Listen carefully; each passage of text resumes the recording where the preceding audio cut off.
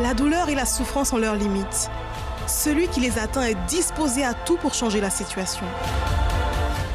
Vivez la révolte intelligente, à la lumière de la parole de Dieu. Assistez au message spécial Compagne d'Israël. Très bien, mes amis, nous sommes de retour avec vous aujourd'hui pour continuer cette marche qui nous mène vers la vallée de la révolte, si on peut dire comme ça, l'endroit où Gideon et les 300 vaillants de Gideon, ils ont pu anéantir une armée de plus de 135 000 hommes. Ils étaient plus de 135 000 hommes.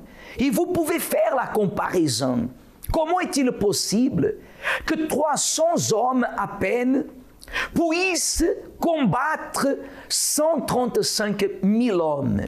Physiquement parlant, si on fait le calcul, on n'arrivera pas, c'est impossible, car cela ferait environ un des 300 hommes qui devrait affronter presque 450 ennemis. Ce qui est impossible, comme vous pouvez déduire, vous pouvez comprendre. Mais le combat, il ne se s'est pas donné face à face. Les ennemis, ils ont péri devant les 300 parce qu'ils ont pris la fuite. Et au moment qu'ils ont pris la fuite, ils se sont dispersés les uns vers un côté, les autres vers l'autre. Et les 300, qu'est-ce qu'ils ont fait? Ils ont poursuivi les ennemis. Ils ont eu la victoire. C'est là que vous comprenez, quand on vous parle de la valeur du sacrifice. Le sacrifice, qu'est-ce qu'il fait? La personne qui décide d'obéir à Dieu en sacrifice, elle se fait accompagner par Dieu. Parce qu'elle témoigne une totale dépendance de Dieu. Ces 300 vaillants, qui à vrai dire, ils étaient à la charge de Gédéon, ils ont été enveloppés par l'attitude sacrificielle de Gédéon. Vous comprenez pourquoi la Bible dit, et que nous sommes en train de parler à plusieurs reprises, dans le chapitre 6 au verset 25, que Dieu apparaît en pleine nuit. Dieu n'est pas apparu le beau matin. Dieu n'est pas apparu à un moment où Gideon, il pouvait s'attendre, mais Dieu est apparu en pleine nuit à Gideon pour lui demander une seule chose. Et qu'est-ce que Dieu lui demande? Direct. Il ne l'interpelle pas ni même par son nom. Mais pendant la nuit, il apparaît à Gideon et lui dit, « Prends le jeune taureau de ton père et un second taureau de 7 ans, renverse l'autel de Baal qui est à ton père et abat le pieu sacré qui est dessus. » Qu'est-ce que cela veut dire, mes amis? Dieu voulait dire le suivant, Gideon, c'est le moment de changer cette situation. Si véritablement la révolte qui est au-dedans de toi, elle est réelle, tu vas prendre alors la condition que vous avez, votre famille est là, et vous allez renverser l'autel de Baal, le pieu sacré. Tu vas mettre un terme à cette domination. Les peuples de l'Orient, Madian et les Amalékites dominent sur Israël à cause de ce misérable autel de Baal. Et cet autel de Baal dans nos jours, mes amis, sont des choses qui vous retiennent dans la souffrance, qui vous empêchent d'avancer. Et cela faisait déjà 7 ans qu'ils étaient sous cette domination. Et pour quelqu'un qui dit, mon Dieu, mais 7 ans, ils ont attendu tant de temps, cela ne m'étonne pas. Vous savez pourquoi? Parce que des fois, nous nous retrouvons avec des personnes et on leur dit, bibliquement parlant, ce qu'elles doivent faire pour changer la situation. Quelque temps plus tard, voire quelques mois, même quelques années, quand on les retrouve, ça se voit que la situation est la même empirée. Quand on leur demande si elles ont fait ce que Dieu a demandé, elle trouve une excuse. La situation ne fait qu'empirer. Vous savez pourquoi? Parce que la pire chose qui existe, mes amis, c'est de croire à la parole de Dieu et de ne pas contempler l'accomplissement de la parole de Dieu. Mais pourquoi pas? Pourquoi je ne contemple pas l'accomplissement de la parole de Dieu? Parce que je tarde. Je prends du temps pour faire ce que je dois faire. Et comme tout dans la vie, une fois que le temps passe, si je ne fais pas ce que je dois faire, au moment que je déciderai de le faire, ça sera déjà trop tard. Si bien que pour Dieu, il n'est jamais en retard. Mais nous, oui, ça ne fait aucun sens que Dieu nous parle quelque chose et que nous soyons toujours en train de différer. Et ce moment, il est idéal, mes amis. 2020, je crois que c'est une année des vainqueurs. Surtout face à tant de personnes qui sont en train de perdre, des commerces qui ferment, des sociétés qui font faillite, des personnes qui ne savent plus quoi faire. On entend parler des grands noms de la société au niveau des commerces qui déposent leur bilan parce que la situation, elle est tout simplement catastrophique. Quand la personne décide d'obéir comme Gédéon a fait et faire ce que Dieu a demandé, elle reste dans la dépendance de Dieu. C'est pour cela que quand vous venez au centre d'accueil universel et vous voyez les témoignages de la campagne, qu'est-ce que vous avez en commun dans tous les témoignages? Le sacrifice. La personne décrit son sacrifice. Et nous, au centre d'accueil universel, on n'a pas peur, on n'a pas... Bien par le contraire. On ne va pas se retenir quand la personne, elle veut dire ce qu'elle a sacrifié. Ah, mais ça peut étonner les personnes. Mes amis, la Bible dit que Dieu a demandé à Gédéon ce qu'il lui a demandé. La Bible dit que Dieu a demandé à Abraham ce qu'il lui a demandé. Et tant d'autres dans la Bible qui ont suivi ce que Dieu a ordonné, et d'autres qui ont su ce qu'il fallait faire. Et nous, dans nos jours en 2020, parce que nous vivons dans une société athée, incrédule, qui ne prête pas l'oreille à Dieu, et qui après essaye de résoudre les problèmes de la société d'une façon, elle ferme un trou en creusant un autre trou. Quelqu'un va devoir payer les conséquences tôt ou tard. D'ailleurs, nous sommes en train de vivre ça. Cependant, pour ceux qui vivent leur foi placée dans les saintes Écritures, c'est impossible que Dieu ne fasse pas l'impossible devenir possible. La preuve, soyez attentifs à ce témoignage que nous allons voir maintenant et nous allons revenir tout de suite après pour continuer à parler à ce sujet.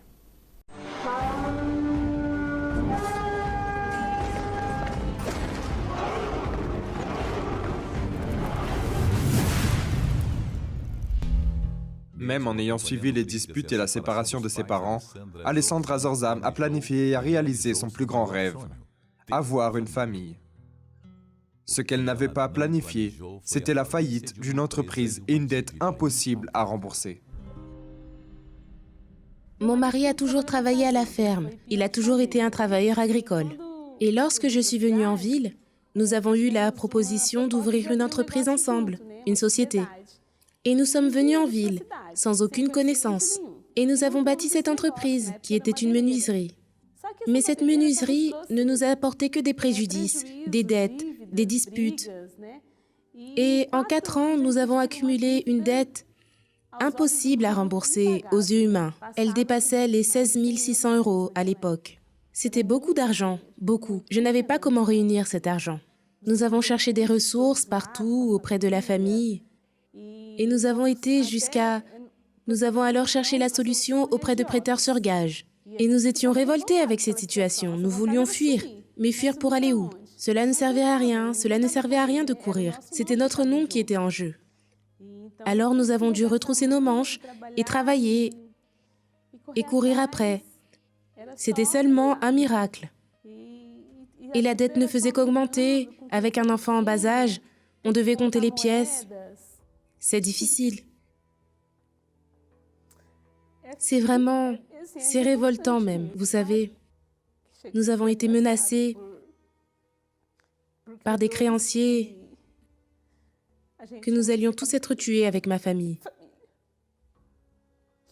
Ce fut le pire. Et nous avons cherché une meilleure solution. Nous avons reçu une invitation pour venir à l'église. Nous avions déjà frappé à plusieurs portes, mais nous n'avions pas trouvé la solution. C'était juste cette joie momentanée. Mais ce n'était rien qui changeait notre situation. Là, nous avons reçu l'invitation pour aller à l'église. Nous n'avions jamais été au centre d'accueil universel. Nous avons reçu l'invitation pour y aller et nous y sommes allés. La campagne d'Israël avait lieu. Nous ne savions rien, nous ne connaissions rien, mais nous avons entendu la voix du pasteur qui était là à l'époque. Et il a dit ainsi que Dieu, que l'unique personne qui pouvait changer notre vie était Dieu. Seulement lui dans cette situation. L'unique personne qui pouvait changer notre histoire était Dieu. Et nous avons choisi d'écouter la voix de Dieu. Et nous sommes allés.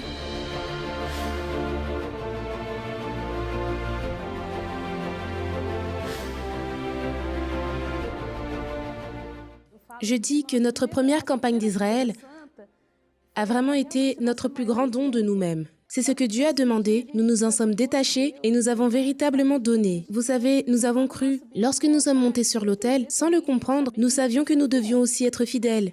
Lorsque nous sommes montés sur l'autel, nous avons senti une très grande paix, une très grande certitude que Dieu allait honorer notre vie. Et notre espérance, notre force, notre foi n'ont fait qu'augmenter de jour en jour. Et je peux garantir que l'autel nous a donné bien plus que ce que nous lui avons donné. Aujourd'hui, ma famille et moi servons l'Éternel. Mon mariage est béni, mon mari est une bénédiction. Et nous avons pu restaurer notre entreprise. Et Dieu nous a tout donné en double, tout en double. Aujourd'hui, nous avons une boutique bénie, de matériaux de construction. Peu de boutiques dans la ville ont leur propre siège et nous avons le nôtre. Nous ne payons pas de loyer. Nous avons nos camions. Avant, nos livraisons se faisaient avec une vieille Pinto tirée par une remorque d'enduit pour bateau. Et Dieu nous a tout donné en double. Nos ventes se sont multipliées. Vous savez, nous travaillons aujourd'hui avec les meilleures marques. Nos fournisseurs viennent nous chercher. Nous avons du crédit. Nous n'avions même pas de nom. Aujourd'hui, nous avons du crédit. Nous ne devons rien à personne. Nous n'avons rien de financé. C'est le plus important. Nous avons construit la maison de nos rêves, qui était notre plus grand rêve, d'avoir une maison comme celle-ci, qui est un petit bout de paradis, n'est-ce pas? Nous avons des maisons en location. Nous avons aussi des terrains. Nous avons acquis plus de 7 terrains. Nous avons des voitures 0 km. Nous n'achetons que des voitures 0 km parce que l'hôtel nous a donné bien plus que ce que nous y avons déposé.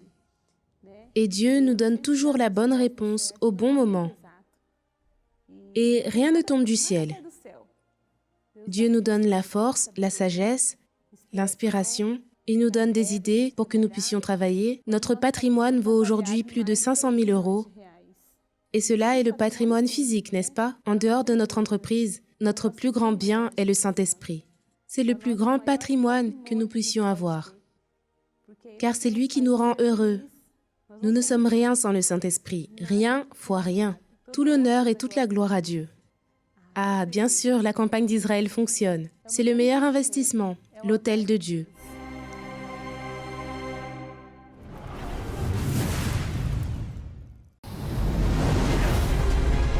Se décourager vs persévérer. Celui qui se décourage s'affaiblit lui-même. Il est démotivé, abattu, fatigué, mais il est aussi arrêté. Il regarde plus le problème que ce que lui-même doit faire pour trouver la solution. Beaucoup de luttes et situations peuvent paraître plus grandes et plus fortes que nous. Mais c'est justement dans ces luttes que nous devons trouver la force d'agir et d'avancer. La parole de Dieu dit expressément que l'affliction produit la persévérance et la persévérance, la victoire dans l'épreuve. Autrement dit, il n'y a pas de victoire sans persévérance. La persévérance est synonyme de courage, d'acharnement, de volonté. La persévérance exige du sacrifice, du renoncement pour voir la victoire se concrétiser. Le fort persévère.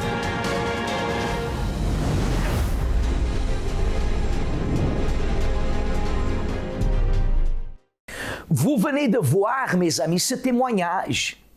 Ce témoignage, il montre comment l'autel, il correspond à quelqu'un qui a su écouter la parole de Dieu. Mes amis, Dieu ne change pas. Dans tous les centres d'accueil universels, dans le monde entier, mais précisément ici en France où nous sommes, ici vous nous voyez ici en France, il doit y avoir un centre d'accueil où vous puissiez aller, même s'il faut parcourir une distance. On a plusieurs centres d'accueil éparpillés dans toute la France et vous allez trouver une chose en commun dans tous les centres d'accueil, l'hôtel. L'endroit où nous irons entre le 6 et le 12 juillet. Nous irons monter et nous allons placer notre sacrifice. Et nous allons décider ce que nous voulons pour notre vie. Ici, éventuellement, vous êtes une personne que vous avez déjà pu sacrifier dans votre vie. Ne dites jamais, je vais encore sacrifier. Ça, c'est une agression verbale.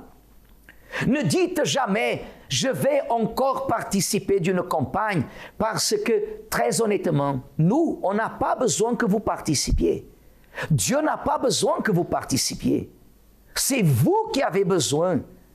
Ce n'est pas vous qui avez besoin que je participe, c'est moi. Même en tant que serviteur de Dieu, j'ai des projets, pas personnels, mais qui concernent l'œuvre de Dieu. Et où je dois aller pour que la gloire de Dieu se manifeste? Sur l'autel. Sur l'autel, je vais décider. Je vais matérialiser ma foi dans cette semaine entre le 6 et le 12 juillet. Et certainement Dieu, il fera des grandes choses. Si Dieu a demandé à Gédéon ce taureau-là, ce sacrifice, c'est pour que Gédéon reste dans la totale dépendance de Dieu. Et à partir du moment que la personne elle reste dans la totale dépendance de Dieu, Dieu se charge de venir à son secours et d'accomplir dans la vie de cette personne ce qu'il a promis dans sa parole. Mes amis, l'opportunité, elle est là devant vous. Ici à Paris, 254 rue du Faubourg Saint-Martin, 10e arrondissement de Paris, à côté du métro Louis Blanc au Stalingrad. Mais dans tous les centres d'accueil ici en France, que vous pouvez trouver l'adresse la plus proche de chez vous en visitant notre site web centredaccueil.fr ou alors en appelant maintenant même la ligne Ami 24 heures, que c'est le 01 53 35 85 11 et quelqu'un au bout de la ligne vous donnera l'adresse la plus proche de chez vous, le contact du serviteur en place, le pasteur, et certainement, mes amis, vous serez un prochain témoignage pour la gloire de l'Éternel. Que Dieu vous bénisse à tous et demain, nous serons là à la même heure pour vous transmettre ce message de foi.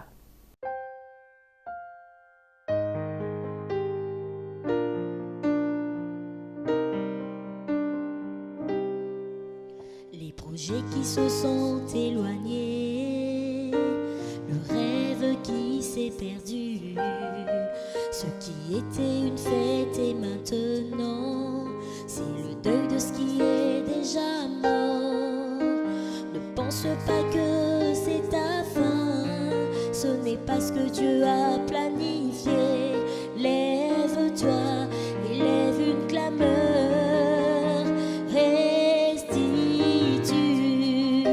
Je veux de retour ce qui est à moi. Guéris-moi et répands ton onction sur ma plaie. Restitue, amène-moi jusqu'aux eaux paisibles.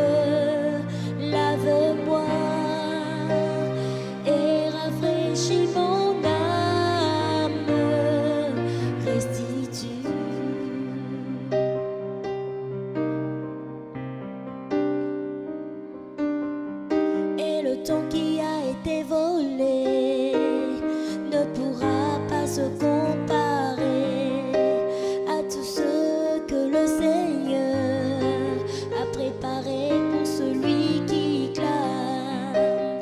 Crois parce que le pouvoir d'une clameur peut ressusciter.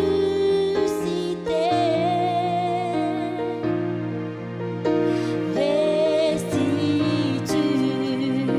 je veux de retour ce qui est à moi. Guéris-moi et répands ton onction sur ma plaie. Restitue, amène-moi jusqu'aux eaux paisibles. Lave-moi, Seigneur, et rafraîchis mon âme. Restitue, amène-moi jusqu'aux eaux paisibles. Lave-moi, Seigneur, et rafraîchis mon âme. Restitue.